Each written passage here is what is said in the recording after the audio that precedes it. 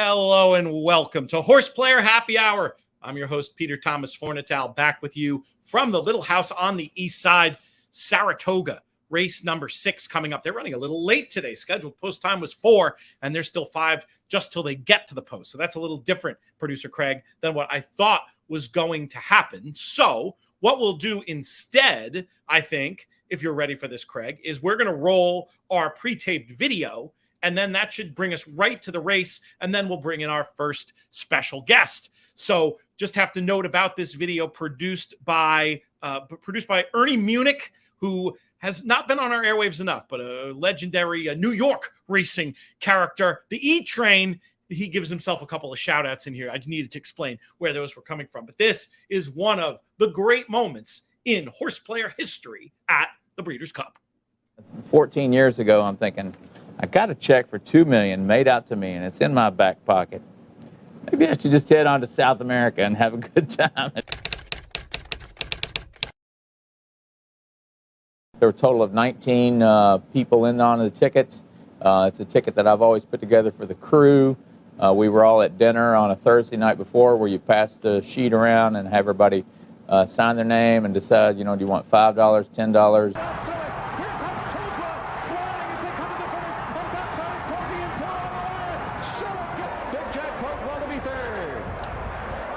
Make all of my bets at the beginning of the day, as soon as the windows open, shortly after 11 a.m.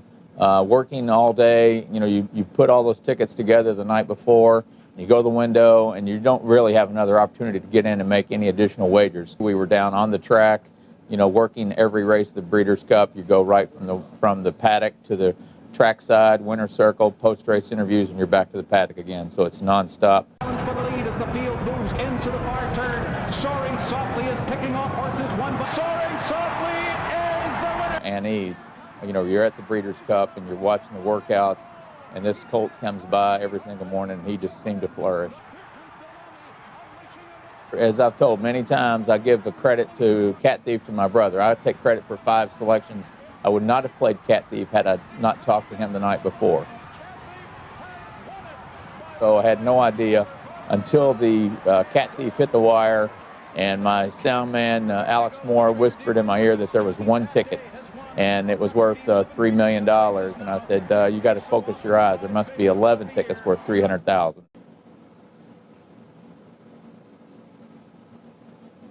So I know at least 3 other tax tickets myself, besides the Pick 6, and Gulfstream had agreed that they would not put the taxes all on mine for the Pick 6 ticket, but the other tickets I was all responsible for, and had almost $9,000 in tickets myself, in which I took mostly in cash.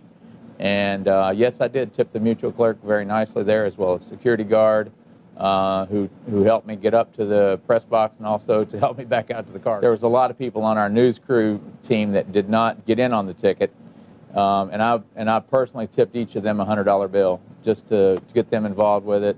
So you just want to, the entire room. We had probably 25 people on the crew, and probably only 8 or 9 of them in the ticket itself. Gulfstream Park Scent was a banner that had hung at the track that whole weekend. When I get an opportunity to enjoy a day at the races, to go to another racetrack, I'm going to have something on every race. I just like to play the game. I'm not going to just sit there and concentrate on one horse, one race.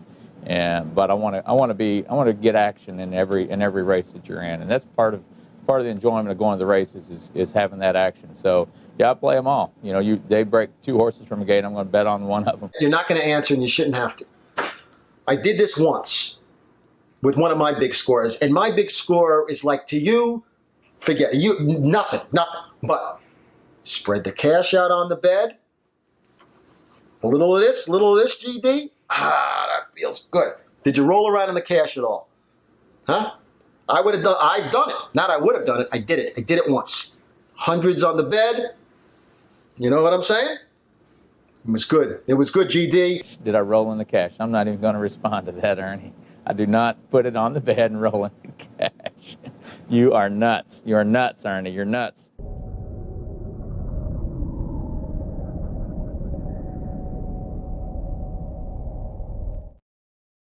maybe the greatest horse player moment in Breeders' Cup history. And I'm happy to say he's here with us now. GD Hieronymus, welcome to the In the Money Anyways. Was it fun for you seeing that? Or yeah, it was so much fun. Yeah. I thought I was going to play it. I haven't seen that in a while, man. That was fun. Absolutely. He does a good job. Thanks for having me on, Pete. Oh, it's my great pleasure. It's my great pleasure. And I know, as you was very obvious from watching the piece, a horse racing fan from way back, and you've had a chance to see a whole lot of Breeders' Cups. Let's take this day out of the equation, which, by the way, was also the first Breeders' Cup I ever attended in person. Oh, is that right? Okay. Give me one. I'm not going to say your favorite moment, just a standout equine performance from the various Breeders' Cups. And how many have you been to in total Breeders' Cups? Gosh, I've been to 32, including the first one, 84, which to me was the most amazing day, that you had every element of racing in there. You had a disqualification, you had a front runner, you had a closer, you had an inquiry into the last race with Wild Again, Gate Dancer, Slew of Gold. I mean, there's so many stories, but I think one of my favorites was Ferdinand, Ali Sheba at Hollywood Park. The two Derby winners hit the wire together. I was on the finish line that day. Big Ferdinand fan, had him in the Derby, so I could go on. We could talk for a long time on a lot of great Breeders' Cup moments, but definitely 1999. And the real joy there was the money that we got to share. When you get those people in there, we put a ticket together year after year, and so many people didn't get in it, that would, well, I'm not getting in this year because, you don't know what you're going to hit or not. But, we did spread a lot of money to a lot of folks that really work hard and were able to, help out their college tuition, their savings and those kind of things. So, loans, the houses. Yeah. Oh, yeah. All of it. So all a lot of good. We'll take a little pause. We'll watch this race. Actually, we'll throw it to Frank. Let's put this race on, Craig, and we'll send the call to Frank Miramati. Had the pleasure of joining him for a race yesterday. Did you bet this race? No, you should have told me. I would. I'll take the odd numbers and you get the even numbers. Okay, there you go. We'll have a little bet for a beer here. All right, Frank Miramati, take it away.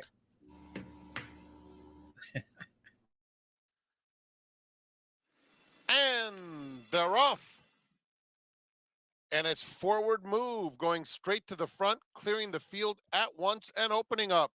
Jakey Byrne comes away in second, but it's a lineup for the second spot. Ignited is in the mix too. Sugar Gray Leonard is forwardly placed, just 2 lengths off the speed. Let Freedom Spring is on the far outside, and Mama's Gold shuffling back just a touch. At the back of the field, Image of Quality and King James trails. The opening quarter went in 22 3/5 seconds. And it is forward move and Ignited duking it out. Sugar Gray Leonard, good trip on the outside, coming after the top pair in third. And they're followed wider out by Let Freedom Spring in fourth. King James trying to mount a bid from behind. Coming toward the 8th pole. Ignited just in front. Sugar Gray Leonard. King James is coming with a nice rally, splitting rivals for the final stages. Sugar Gray Leonard has taken over past the 16th pole, and King James moves into second. Sugar Gray Leonard, after a couple of defeats, lands the knockout punch convincingly. King James was second. Ignited third. Let Freedom Spring was fourth. I was going to do the knockout punch line if he didn't. So instead, we'll go the other way. Sugar Gray Leonard dunks on King James. Those were the two that were floating through my head as we watched that one. Early on, it was all odd numbers, but in the end, the even numbers prevailed there, GD.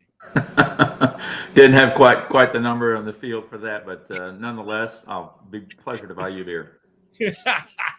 Fantastic stuff. You were talking about the fact that you were working back in '99. So is that something that is you're able to work and gamble at the same time? Obviously, is that a skill you developed over time, or something that's just as a horse player always been a part of your arsenal? Well, I won't go back too far, but when working at Channel 18 in 1978, 79, meeting Tom Hammond, and my first real race that I covered was the Bluegrass with Spectacular Bid. Tom taught me how to read a racing form, and I've been hooked ever since. So from the early 80s through, then you get through the Breeders' Cup, and you just, love to follow the sport and love to play the sport. And right now I'm a weekend player. I might as well be throwing darts, but I still enjoy it. get to a few tracks, every year. And my wife and daughters always knew that there was going to be two things in our vacation. It was going to be either a baseball stadium, or it's going to be a racetrack, and many times it was both. So anyway, tells you a little bit about it. A man after my own heart. So the big score in '99, was it people talk about a life-changing score. Was it a life-changing score for you? No, it was not.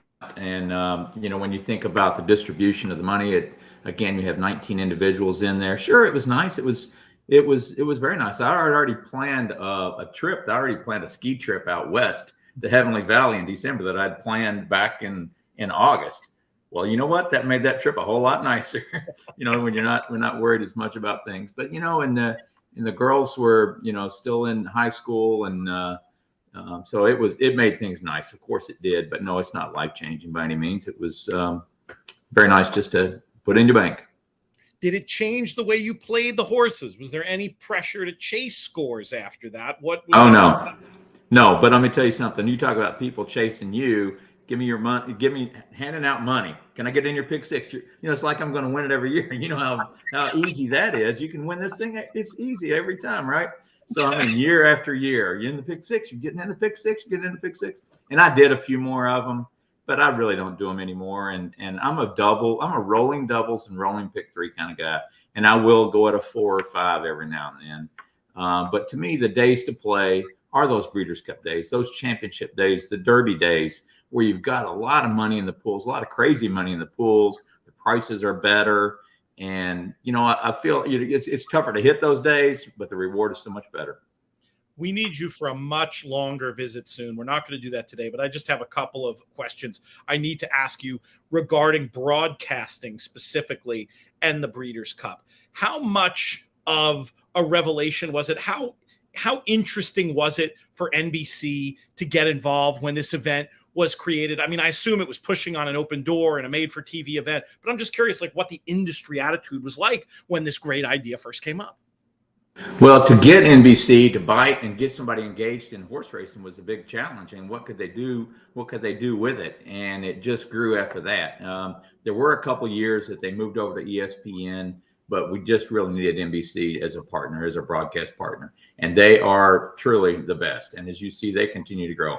Also, the Fox team. I love the Fox team and what Tony and the guys are doing at NYRA and engaging on the Fox and the FanDuel. So we got a lot of good broadcast out there. Not really answering your question about the NBC and the Breeders' Cup, but they're a great partner to have. And we want to continue to grow with them. And I'm still having the pleasure. I'm retired out of Keeneland on a full-time role, but the Breeders' Cup does still keep me busy as a broadcast liaison with FanDuel and with NBC and helping plan a lot of the infrastructure for the Breeders' Cup. That's great. And I agree. We take obviously we're loyal to Breeders' Cup and NBC here on this show, but we also take a rising tide lifts all ships attitude. That's interesting. See, I thought back as far as '84, the made for TV nature of the Breeders' Cup may have made it an easier sell than it sounds like it actually was. Is that fair to say?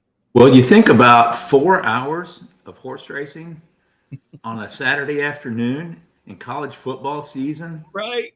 You talk about a hard sell, and you're gonna, and so now, and they've had to adjust, and of course with the addition of so many channels and social and the media distribution today and the way it's distributed, so much different today.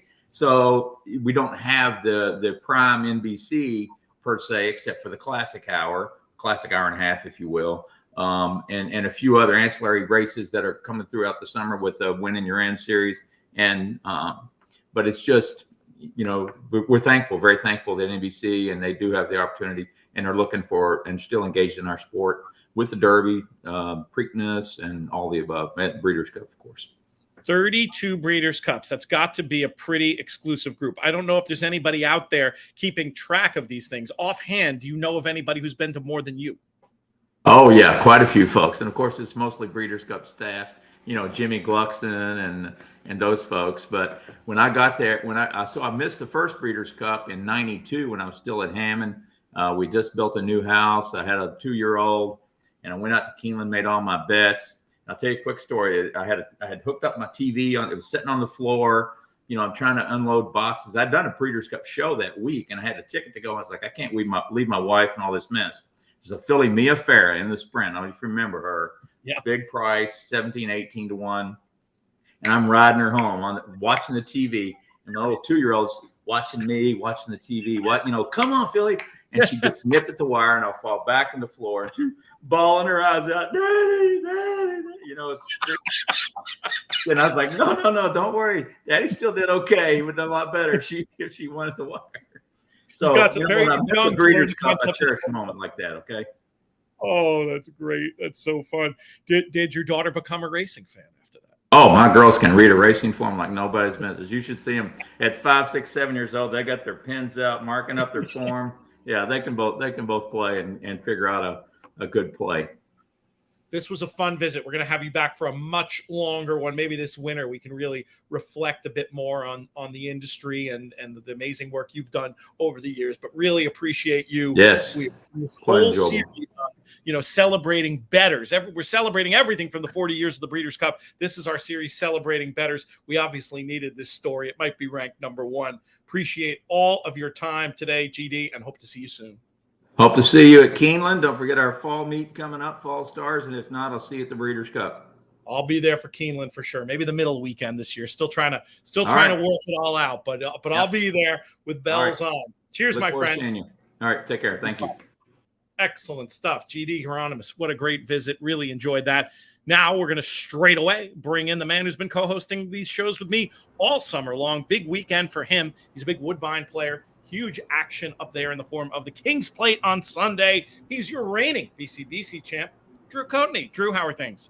I'm good. All things point to Toronto this weekend. So it's exciting to be able to review the card. Hopefully we'll have a couple special guests on air to talk through what I want to keep calling the Queen's Plate, but it's the King's Plate. Like what is a lot of other people. It's gonna take some adjustment, I think, for a lot of us. But we should be.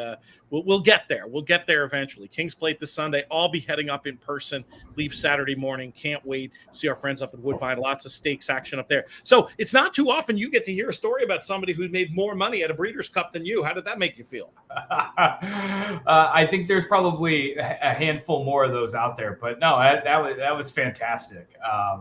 What a great story for them. And I would love to know the economics of what that is in today's dollars, because I'm sure it's north of 5 3 years on, it's more significant, I'm sure. I didn't have the heart to ask about the inevitable pain in the butt it must have been to get everybody paid and dealing with taxes. Can you imagine? He may not want to go on record with that one. That's also quite possible. But yeah, GD will definitely be back on a show soon. Want to shout out Richard, who's chiming in the comments. Glenn Parker, great to hear from you, Glenn. Our man Jackson, who does such a good job covering Woodbine over at InTheMoneyPodcast.com, saying Happy King's Plate Week. He's got it correct. Richard mentions having been to a bunch of Breeders' Cups, including 93 at Santa Anita and also 10 years on his birthday at Santa Anita for the Man O' Mandela 4-win day, one of my better Breeders' Cups as well. Great to hear from everybody out there in the comments. So I've got a cook going, Drew. I've got a cook going in the backyard. Ooh, like it. Tell me. Got some pulled pork. Maybe I'll hop on. You know what I should probably do? I was going to just say, let's play the Matt Bernier pre-tape and I'll go check on this. But, we could get really cheeky. I could log in from the phone and I could show you. You want to check it out? Yeah. Let's do it. It's funny you say that. I just made a ramen with some leftover pulled pork. We put them in little baggies and freeze them, throw them on a defrost cycle, and chuck it in there with whatever you're making before you add the noodles in. Sounds amazing. Good little tip. So I'm going to get you to vamp for 30 seconds or however long it takes me to get in on the I think I need to do it on you get yourself sorted out. The King's Plate, I love this type of race where you have a full field with many different types of runners, all with a lot of unexposed form and overly full, right? 17 runners. All right, I'll let you talk. Yeah, I have. And I'm teasing this for the preview show. There's a 30-1 shot I love in this race. I think it's a story of trips, especially at Woodbine with the synthetic. A lot of times you'll see tremendous ground loss that really can serve as a dulling of the finishing efforts. And with the pace that's really heating up in that event, I think there is a great chance of a 30-1 coming in. But you have to talk about Kalik as well. I'm teasing what that 30-1 price is on top for me, but Kalik as well. You got to wonder, the 10 furlongs last time, was it a bridge too far, or did far bridge just become too good? I really don't know. I think it's going to be an interesting test, and it'll be interesting to see on the market where the price is. A 3-1 morning line, a big 17 horse field, didn't see out the distance last time. 5-2? 5-2 sounds reasonable, but I think a lot of bettors are going to see the form and the other horses Kalick has faced and bet the crap out of it. Yeah, I'm definitely team Kalick in the King's Plate. I mean, I haven't sat down and fully handicapped it. I mean, you need to. Your price has to include the fact that you've got the 16 opponents. So here we are, backyard. You'll recognize this. We got the Pete 7. We're not messing with that today. Now I'm gonna break a cardinal rule of barbecue right here, people, which is if you looking, you ain't cooking. But I just want to show off my pork butt. We're 4 hours in. I'm thinking another 3, maybe another 4. Because I want to take this to be pulled. But let's see. How's it looking in there? Go down a little bit farther. Oh, that's looking good. Direct That's me. looking real nice. Yeah. How far away are you from wrapping? I think it's going to be a few more hours because I've been doing like 2:53. It seems for whatever reason it wants to be under 3 today, so I'm just going to let it do what it wants and take an extra hour. We've got chips and snacks and guacamole and whatnot. Unfortunately, I am going to have to check it one more time during the broadcast because it's not quite as high. I was hoping it would just stick at 300 and then I'd just forget about it for 3 hours. But anyway, we talk about barbecue enough on these shows. I figured it was worth popping out there for a minute. I'll probably Absolutely. A little 50-50 apple cider while you get settled back in. A little 50-50 apple cider and bourbon. Go find a cheap bourbon. Throw it in a spritzer bottle. Spritz it down every hour or so. It gives that just a little bit of extra moisture for the bark to build. Not a bad way to go. My moisture move is I don't know if you could see when I showed it, the drip pan, but I fill that with beer. And I think it's a similar effect because you get a lot of moisture from that, and that works out pretty well. So are you revealing your big long shot in the King's Plate, or are you just teasing this for the other show? Teasing it for the other show. And we'll be remiss if we keep saying Kalick because it's Kalick. I need to get that in my head. It is definitely as the beer lovers we are. We need to honor the Bohemian beer that it is a Bohemian beer. JK coached me up on that, but I thought it was Kalick. It's Kalick. Oh, now we're all confused. Is the dress what was that, purple or was it black? I think it was. I listened to a whole podcast about that. I thought was it black or gold? It was very. Anyways, it's a good podcast if you're curious about the dress. It was Willa Paskin Dakota Ring. Yeah, very good stuff for those who don't get enough podcasts from the In the Money Media Network. All right, we're doing a whole other show about King's Plate, so we're going to leave that to the side. We've got potential for big-time shakeup in the distaff division based on what happens in the Alabama. A little bit later in the show, Matt Bernier and I are going to be looking at that division. But, of course, the Alabama big Grade 1 action, one of the signature races of Saratoga. Have you looked at it yet, Drew? No, I'm focused on Woodbine. I got you. They've got a great contest on Sunday, $1,000 buy-in, $250 is going to the prize pool with estimated a couple BCBC seats, and then third and fourth get NHC seats. And if they have over 150 entrants, I think there's some cash prize up for grabs as well. So probably the winning target's going to walk home with about 25 grand, 20 grand worth of prizes. That's terrific. I'm glad they're doing that. I hope you're involved. I hope a lot of people watching are involved. Where do you suppose the best place to get info about that contest is with the Breeders' Cup Betting Challenge seat as the top prize?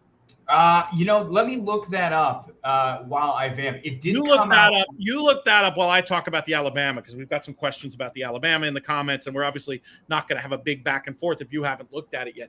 I think it's a fascinating race, and it's one of these races for me that, and you can read my horse-by-horse write-up, by the way, over at another Breeders' Cup partner site, at theraces.com. They probably won't get it up till tomorrow morning because it's late there now. But the thing is, if it was just a race, there's a bunch of contenders and a bunch of interesting horses. But I think this is the 1.25 mile test for fillies. They don't go. I mean, it's essentially the Belmont. Like, that's how rare the 1.25 mile is for 3-year-old dirt fillies. And as such, I think that we've got an angle on breeding. And unfortunately, I wish it was clever angle on breeding and I could point you to some long shot. But I just think Wet Paint looks among the best at any distance. And then you throw in the fact that, to me, she's the only one, by Street Cry. She's got that blood in there that actually she's not by Street Cry. She is on the bottom side. Street Cry. She is by Blame, who's another who, they want to run long and typically on dirt. Street Cry mare on the bottom. Street Cry 1.25 mile winner. The Dam was a turf runner, but obviously dirt isn't a problem for Wet Paint. And then you look at her form, and she's got great races going 1.25 miles. It's distance top and bottom, and I just think that's going to give her the edge over the other logicals in here. Everybody knows what a big fan I am of Sacred Wish, and Wet Paint handled her last time by a neck, but I think that the distance is just going to be able to bring her forward. There's some other interesting potential horses at prices that make sense on figures. Randomized has these big figures, but I look through this pedigree and I just don't think the 1.25 mile is going to be that one's friend. Taxed is an interesting runner, maybe for underneath. She finishes so well. If you just watched her tape, you'd say she wants to run farther. But I mean, Collected, who's by City Zip, and then a Yankee Gentleman Dam, I just don't think that, even though she won so easily going 1.8 miles at Pimlico and finished so well in there, I just don't think this extra 1/4 mile is going to be her friend. So I guess this is a very roundabout way of me tipping a 2-to-1 shot, but I'm trying to show my work and tell you why I think Wet Paint is a good thing in this year's Alabama. She's going to have to get a lot faster to tussle with the top of the division. Matt and I will talk about that a little bit later on in the show, but I just wanted to give my 2 cents on that. Have you found us the dope on the contest, my friend? Yeah. So if anyone wants to, and I wanted to check I wasn't on mute, ExpressBet is a great place. You don't have to log in. So if you don't have an ExpressBet account, no problem. Go over to ExpressBet and look at their contest information. If you are a Canadian listener, just reach out to us. We'll figure it out for you. HPI bet. No, Canada's definitely going to be HPI bet. So, and if you've got any questions, just reach out to me directly. If you go to inthemoneypodcast.com, the contact goes directly to my email. We'll point you in the right direction. It doesn't sound, unfortunately, like TVG FanDuel is an option for this one, but they have a ton of great contests themselves if folks want to go over to their website and poke around. But yeah, this will be a fun opportunity to hopefully make some money on Sunday. I haven't looked at the card yet. It sounds like you have. How many stakes did we end up with on this card? Yeah, so we end in the King's Plate, and for anyone playing in the contest ends in the King's Plate.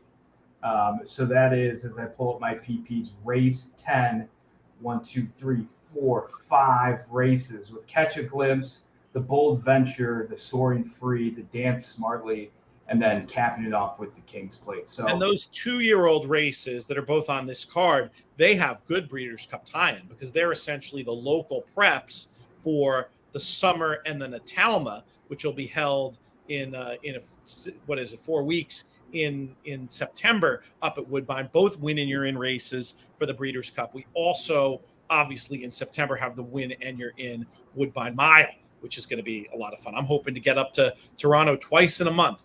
Very much looking forward to it. Hopefully seeing some of those runners that we're going to be seeing at the Breeders' Cups.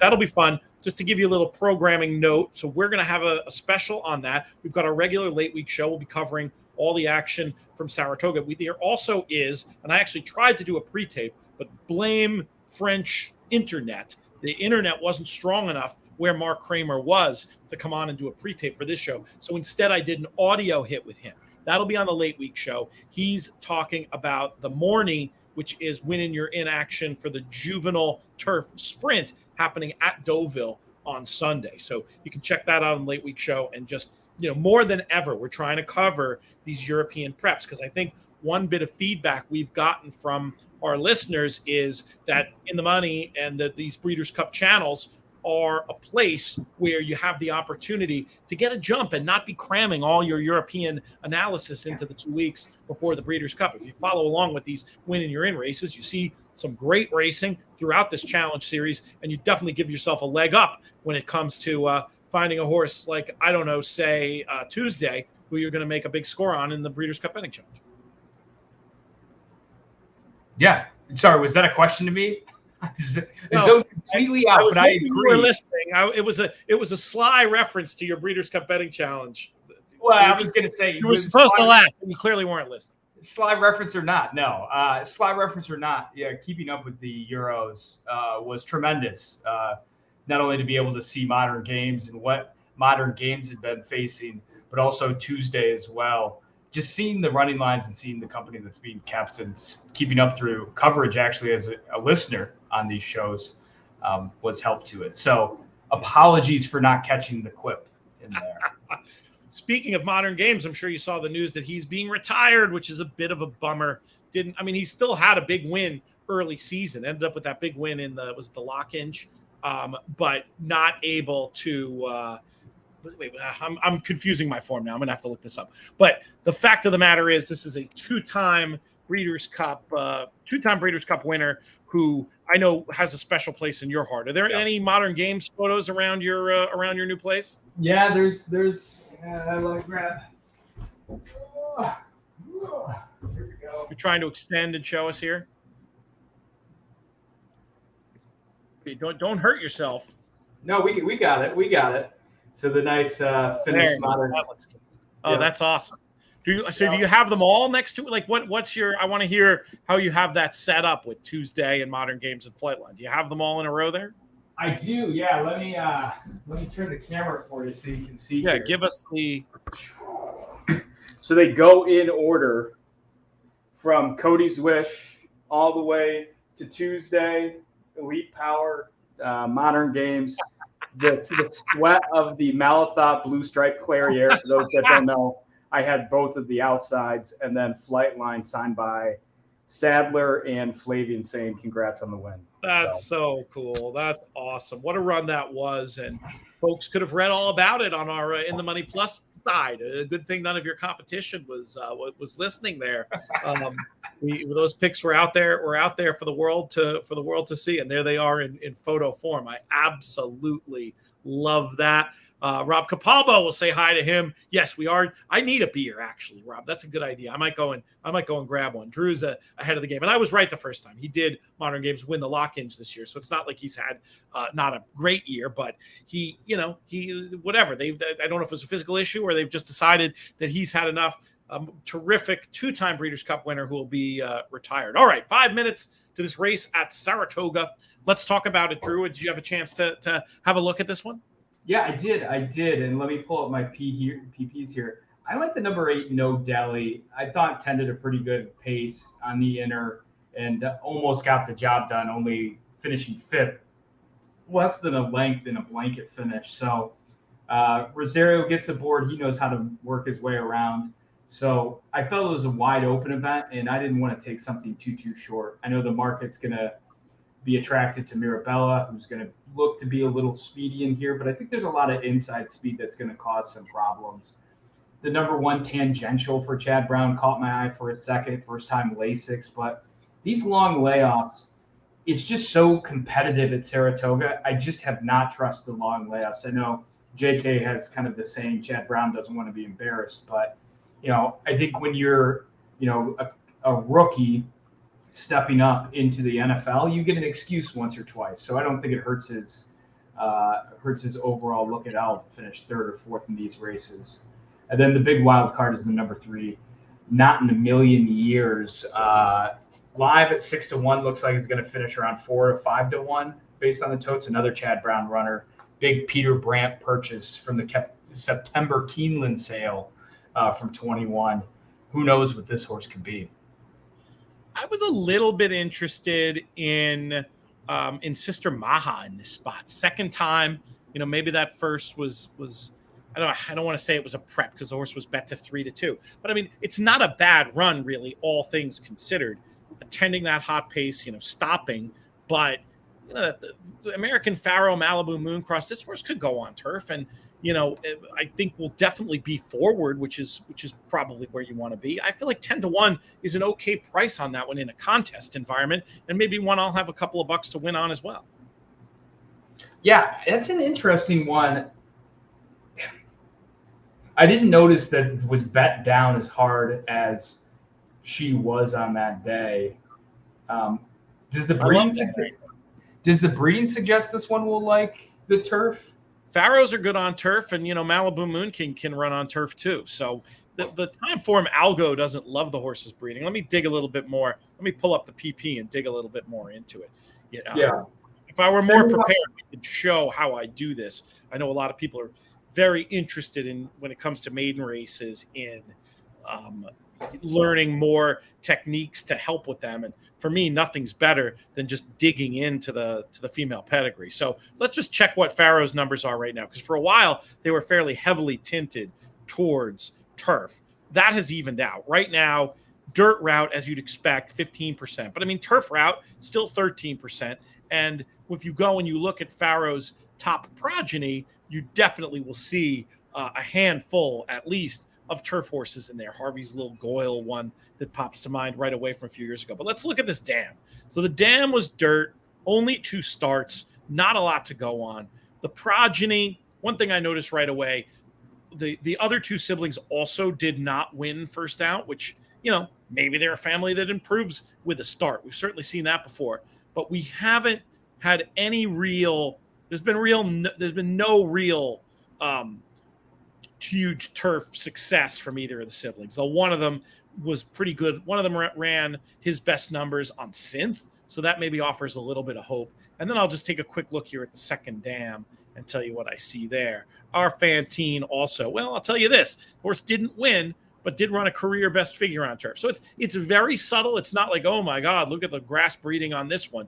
But yeah. I think there's some chance. A lot of times when they get bet like that first out, and they don't run well, they don't meet expectations, a change is in order, whether it's a sprinter who's then going to go long or switch surface. Anyway, I think it's the most interesting double-digit horse in the field, and sometimes in a contest, that's exactly what you're looking for. Yeah, and Portage did come back. The winner of that race did come back to run very respectfully yesterday, I believe. Yes. In an allowance race. So, we saw this type of move as well in the 5th race with the number 4 Ganesha for Eddie Reed.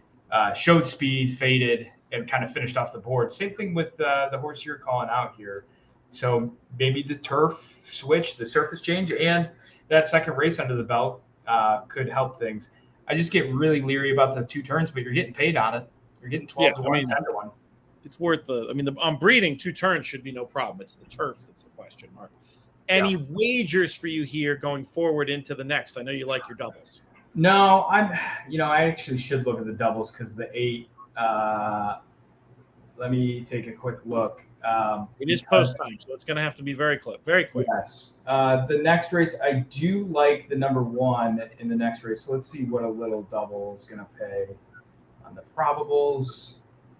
Yeah, I mean, you're getting 26 to 1, so it doesn't hurt to take a little flyer just for an action bet to win a 26 to 1 bet that doesn't seem outrageous. And we'll mix a little bit of your horse in there too. Why not? They're going on to the turf now for this 7th race at Saratoga. We're midway through Horseplayer Happy Hour. We haven't even done the reset on what Horseplayer Happy Hour is. I tell you what we're going to do is we'll go to this race. We're going to watch this race. We'll come back. We'll do a quick little reset, and we'll just sort of talk about what Horseplayer Happy Hour is for the uninitiated. We'll look at the leaderboard after it goes official, and then we'll go to our Matt Bernier pre-tape, and I can make sure this pork hasn't either shot up to 500 or dropped down to 150, which is basically all I'm trying to do at this point, is keep it in a range and make sure that we get stuff done. And taken care of as far as this goes. Are you playing in the contest today? Yeah, I am. I've had second-itis, and I made a last-second switch to kick things off. I originally had the winner in the first, so I'm sitting with meddling $20, and there's been some prices that people have caught. So Four races left, though, so you might be able to get yourself in the game. Do you have prices going forward? Let us know. Tell us your 4 selections for the rest of the week. Yeah, it goes 8, 1, 1, 12. So price here, middle, probably 2 to 1 price, very short price in the 9. And then the 12, I think was an MTO, Prince of Truth, I think for Linda Rice. So you're going to have to stack winners here if you're going to get involved, it sounds like. I'm not looking for just one. I'm looking for a string of them. But of course, in Horseplayer Happy Hour, you just have to get to that top 10%. We're going to give you the whole spiel on that when we come back here in a moment. But now let's send it upstairs to Frank Miramati.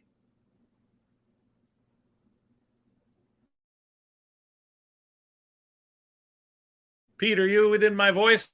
Thank you, Greg. Sister Maha coming up. Right behind the gate is Sister Maha. And then we'll be waiting on Isola.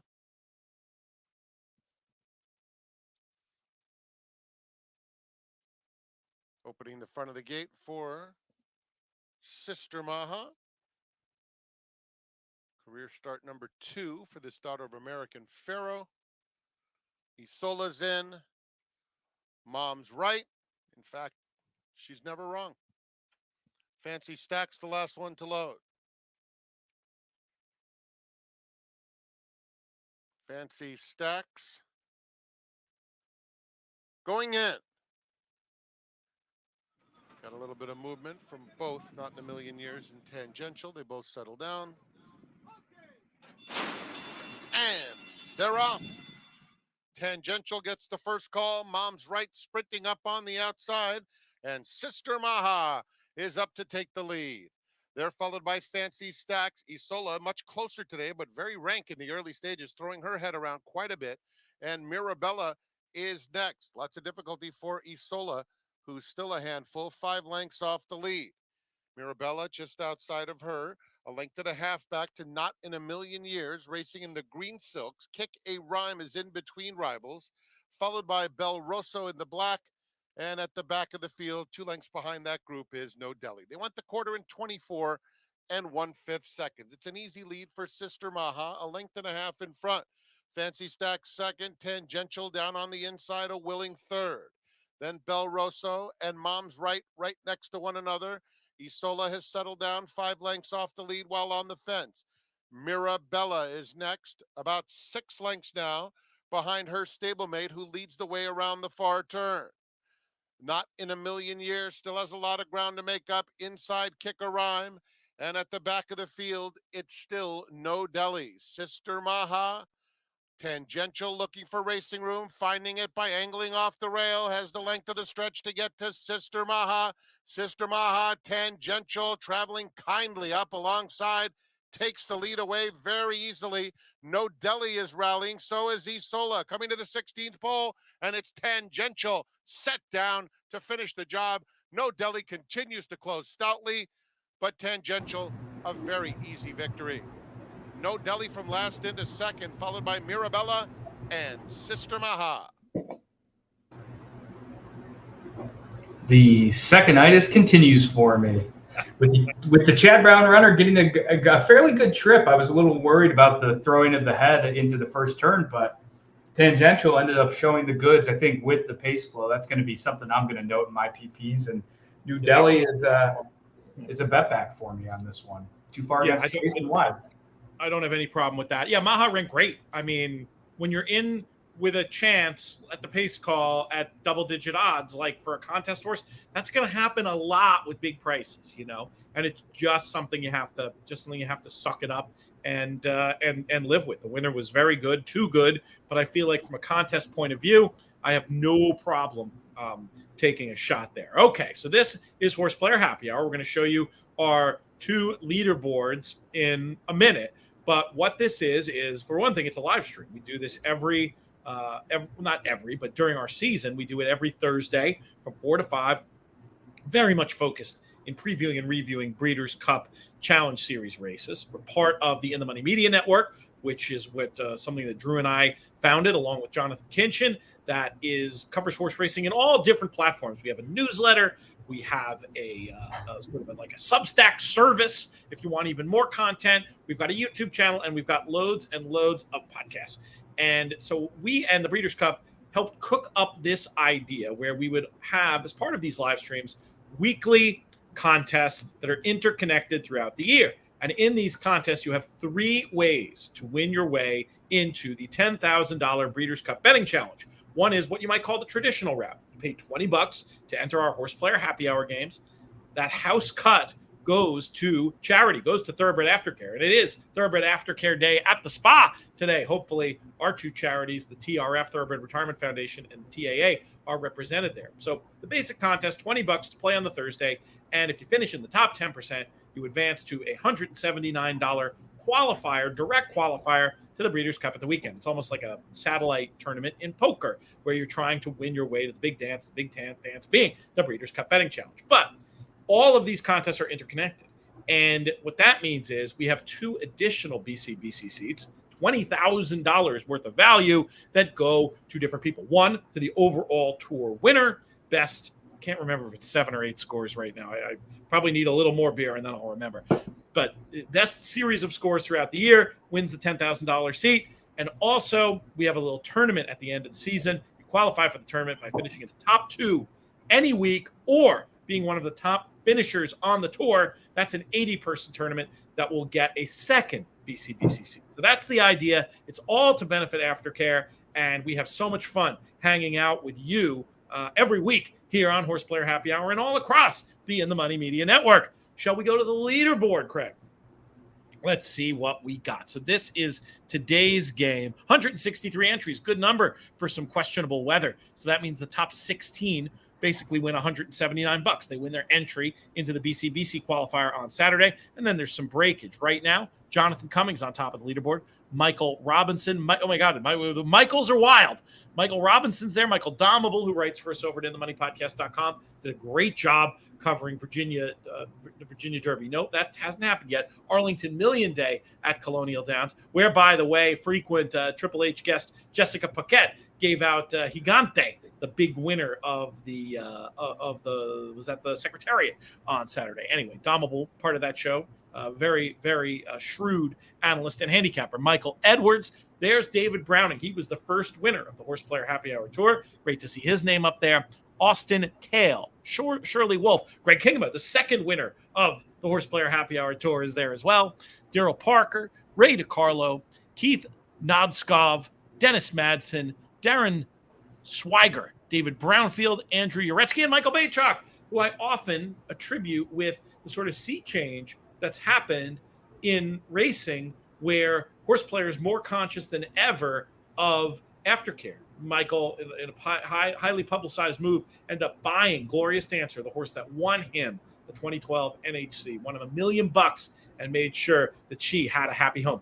Gosh, we're running out of time. I'm having too much fun chatting. We're going to skip the tour leaderboard, Drew, and we're going to go to this pre-tape I did on the Saratoga roof with Matt Bernier. We'll get to that right now. Next on the show, very happy to bring in the original co-host of Horseplayer Happy Hour. You know him from the great work he does over at TVG/FanDuel and from his own eponymous podcast. He's Matt Bernier. Matt, what's going on, man? Pete, last time you and I chatted, we effectively, ensured that Cody's Wish wasn't going to win the Whitney. So what are we going to do this time around for an encore? Huh? Yeah, Nest is nervous given the conversation we're going to have about the distaff. I'm here on the roof at Saratoga on a Wednesday when someone in the Rudy Rodriguez barn is presumably still alive in the pick six, but I know I'm not. A couple of big price winners. We'll see how it plays out. I wish that we had some bigger fields. We might be able to get that the coveted 2-day carryover. I don't think we're going to get that lucky, but that we'll know this by the time this airs. So no point spending too much time on it. This year's Breeders' Cup Distaff, I already mentioned the biggest name in the field, the favorite in the anti-post market. That is Nest, and currently listed at, I'll pull it up right now, some decent odds still. But when you look at this field, who are you the most interested in? Is this really all about the top of the market and Nest at 5-2, 7-4, 2-1, those kind of prices, or is this a spot where you think you might be able to get a little creative? I guess it's the hard thing to really make a call on, because the top of the market, the top three in there, whether it be Nest, Clairiere, or Adair Manor, I think they are all quality. They don't tower over the rest of the group on terms of speed figures, but I don't know. This division feels like more often than not, it boils down to class. And I think of those horses, the Nests and the Clarieres of the world, as the class. So wouldn't surprise me if either one of them got it done. Adair Manor, I think she is the best on the West Coast. She's got Baffert in her corner. They're at home at Santa Anita. There's a lot to like there with the tactical speed. But like I said to you, Pete, I mean, the idea that none of them tower over everybody else on speed figures. And that's the thing that I'm having a hard time coming to terms with, because logically I would say, well, why not shop around for a better price? It's just, I feel like we've seen this game before, and those three kind of have proven that they are the class. And who knows, maybe the class will prevail here in a couple months' time. Nest, to me, has the look of one who's just continuing to get better into the 4-year-old season, and that's why I feel like I'm much more into her at this point than Clairiere. I've been on both sides of that debate at different times, but for me, I'm just feeling like she's still so progressive that I want to give her a little bit of extra credit in terms of ability figures, if not on buyer figures. But you think I might be going a little overboard there? Maybe not quite as much difference between those top three in the market as I'm making it sound like. I mean, I don't know that I think there's a chasm between Nest and Clairiere. I mean, they face off against each other, and to your point, kind of with the logic that was a starting off point for Nest only to move forward here. You'd think she's only going to get better. And Clariere's running style out at Santa Anita is probably going to be a bit of a bugaboo, just because she doesn't have any kind of real speed early on. So she's going to have to drop out and make one run over a track that's very difficult to do that. I don't personally think they're that far apart, though. I would probably give the slight lean to Nest because she's always going to get the head start on Clairiere, but I don't really believe that they should be as far apart pricing wise as they are. Last I had seen was 5-2 versus 6-1 roughly, and that seems like a pretty large gap there. The sharpest book right now: 5-2 Nest, 5-1 Clairiere, 6-1 Adair Manor, and then we go to some 3-year-olds in the form of Wet Paint and Julia Shining at 12-1. To me, these 3-year-olds, they've just got to get a lot faster to be in this conversation. And yes, that can happen this time of the year, but I don't know. I'm more interested in the top of the market, or maybe a sneaky older filly and mare, as opposed to wanting to go with the 3-year-olds. Where do you stand with the 3-year-old fillies at this point? I think by and large, it's been well documented that they're rather slow overall. They have been from the spring all the way up to this point. But I will say Pretty Mischievous is probably the one that I would want to give a chance to, because all she does is go out and run big race after big race. And I know that they've campaigned her slightly shorter recently, but keep in mind, I'm going to assume that's primarily because Wet Paint needed her grade 1. She is also owned by Godolphin, so they ran her in the CCA Oaks, and they waited and ran Pretty Mischievous in the test. And obviously she was not best in the test, but it is what it is now. As far as her going forward, I think she becomes interesting in terms of, if you think the entire sort of landscape of horse racing from a horse of the year standpoint is kind of on its ear now that Cody's Wish has been defeated, and now that road to horse of the year is not crystal clear. Well, what if Pretty Mischievous ended up winning the distaff, and you combine that with 3 grade 1s, including the Kentucky Oaks, and let's say the 3-year-old boys just keep taking turns beating each other? I think it all of a sudden becomes a compelling argument that maybe she was never brilliantly fast, but if she keeps winning big race after big race, I think you got to kind of give her some credit, don't you? Absolutely. I mean, it is what it is. And in these championship discussions, as we've discussed before, yes, of course, I still look at things the way a handicapper looks at them, but I'm also more inclined to go to that. You are what your record says you are. The wins that you get are the wins that you get. And I want to give a little bit of extra credit for that. Now, there's a lot of ifs here. It's going to probably takes a long shot winner of the Classic. It takes the 3-year-olds to keep taking turns. But I mean, based on that body of work, it's going to be a hell of a resume if she could run the table from here. And having those grade 1s, I mean, it's very sexy. The grade 1 at 7, the grade 1 at a mile and an eighth, despite how they were earned. Interesting disagreement among some bookmakers about Pretty Mischievous. In one spot 8-1, in another spot 14-1. Even the 14 is probably a hair low for me, just because, again, the figures aren't there yet, but it's not nuts. And again, 3-year-old, she's eligible to get faster as things go along here. What about a filly like Society? Now, I know it was aided by the racetrack, but that was a very fast race last time. She's run very fast races before. She's in the right kind of hands. I mean, if you make me look at all these bets on the board right now, Society in 2 places at 14-1, that might be the most interesting bet on the board to me. Interesting that the sharpest book has her in at 10, which feels like more just the price to me. My fear with Society, and I guess you could say this about Pretty Mischievous as well, is that, is it totally out of the realm of possibility that they go in the filly and mare sprint compared to the distaff, especially with Society, who her biggest wins to date. I know she won the Cotillion last year, and I picked and bet her in the Breeders' Cup distaff, but I wonder if Steve Asmussen and company kind of are looking at things and saying, well, that filly and mare sprint division, relatively wide open aside from Goodnight Olive, and even in that case, we're probably just as good as anyone else. Why not take a shot there? At 1.125 miles at Santa Anita, that's not a terrible spot to be in. You figure Society is going to be, if not outright on the lead, right up there pressing things. So I wouldn't talk you off that. I think that, to me, both her and Pretty Mischievous, I kind of lump them together in that they've got similar-ish running styles. I know Pretty Mischievous isn't nearly as fast early on, but they're kind of tweeners. Do they really want 9? 7 might even be a hair sharp for them. They're probably really brilliant milers. You got to make a call one way or the other, and I think a lot of it will depend on what's at stake as far as year-end awards are concerned for both of them. Any others you want to name check in here in the market at bigger prices? You have been known to pick the big upset in an important filly and mare race. I can run you down some of the ones in here at numbers. We got Pauline's Pearl. I'll just read from the sharpest book: 12-1. Who's Your Filly 16. Search Results 16. Played Hard 16. FISA 20. Secret Oath 16. Occult at 25, and then bigger the rest. Do any of those appeal to you, or do you have anything really wild to throw out there at this stage?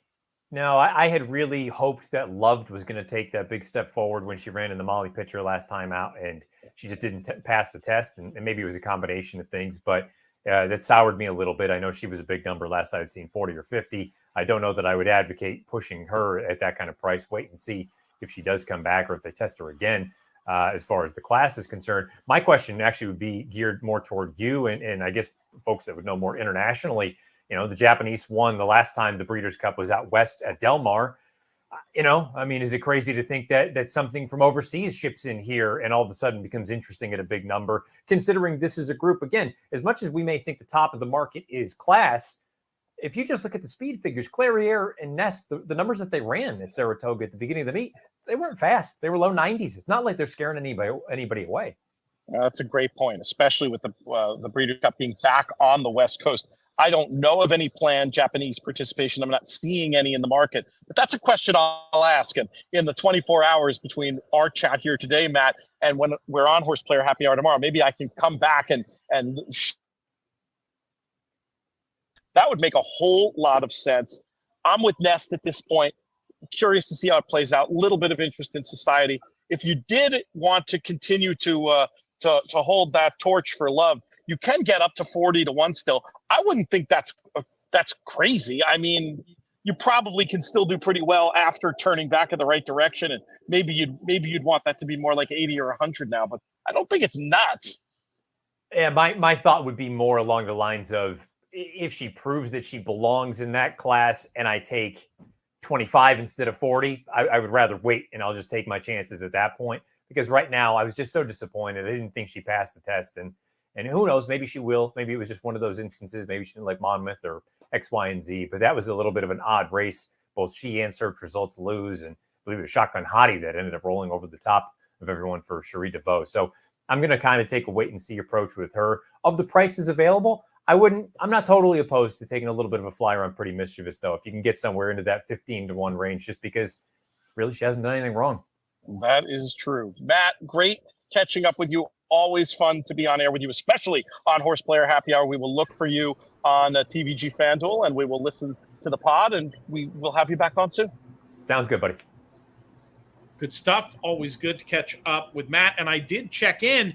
As of now, no Japanese looking to point to the distaff. Nothing that's been announced anyway. Now, that could change, but there are going to be Japanese making the trip. Right now, looks like the races being targeted are the mile, the turf, and the classic, potentially. So Lots of Japanese participation out in Southern California as the last time, but not necessarily for the distaff. Yeah, it's going to be interesting to see. But right now, it looks like it could be Nest's race to lose the way that I look at the world. But we'll see how it all plays out over the course of the next few months ahead of the Breeders' Cup. Any closing thoughts from you, Drew? Somehow we're out of time already. I know. Time flies when you're having fun. No, just excited for Woodbine. We'll do some recording at some point tomorrow, and it should be a great weekend. I'm jealous you get to go up there, enjoy, and tell everyone hello that we know up in those parts. Definitely. Richard asked about the Derby horses from Japan, Mandarin Hero. Oh my gosh, and I'm spacing. Who was the other? Soragake. Yes, of course. The one that I liked, Derma Sotogake. I've got to be honest, even though we do a lot of JRA stuff, we haven't covered those races. We'll find out. We'll get that back to you. I would imagine they would be likely ones to potentially head over this way. Well, I'm going to go check on that pork. Really appreciate you, Drew. Appreciate Matt and Mark for trying to get on these airwaves. And GD Hieronymus, that was a great visit. Producer Craig, everybody watching and listening along. Richard and Rob, very active in the comments today. Appreciate them. And, we'll do this again next week. Check out everything we've got going on over at inthemoneypodcast.com. Go to breederscup.com. Check out their shop. There's some really new, cool, and interesting stuff in there as well. Till next week, I'm Peter Thomas Fornatel. May you win all your photos.